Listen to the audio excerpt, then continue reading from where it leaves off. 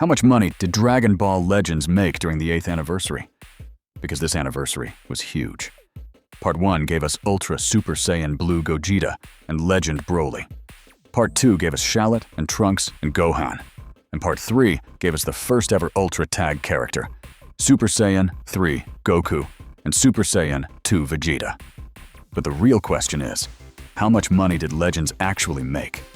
Now before we start, Bandai has not officially confirmed the exact revenue for each part, but we do have revenue estimates from app data, and we also have store ranking results, so we can still get a pretty good idea.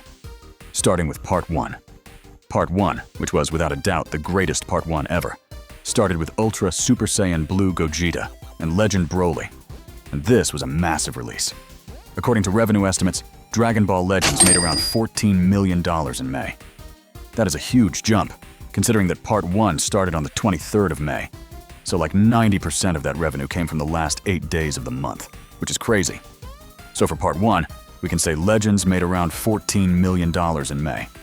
But then we move to Part 2, and Part 2 might actually be the strongest full-month performer of the anniversary, because in June, Dragon Ball Legends was estimated to have made around $15 million. And Part 2 had 2 very important releases. Now, if we're going to be honest, almost no one was happy when they saw Shallot, because it felt like the devs did not put effort into him to make him purely enjoyable.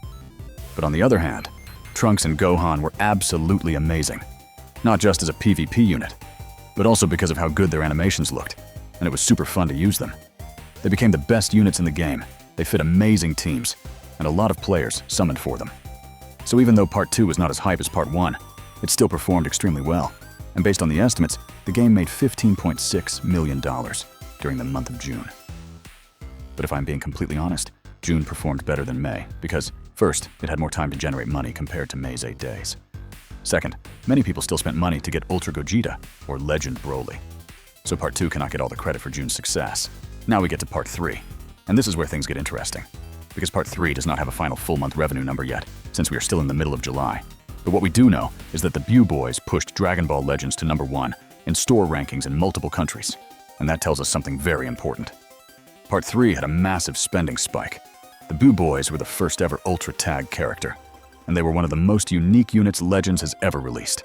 So even though we cannot say the final July number yet, Part 3 clearly hit very hard. If I had to give a rough estimate, I would say Part 3 could finish somewhere around $10 to $15 million or more for July. But again, that is an estimate. The confirmed thing is not the exact number yet.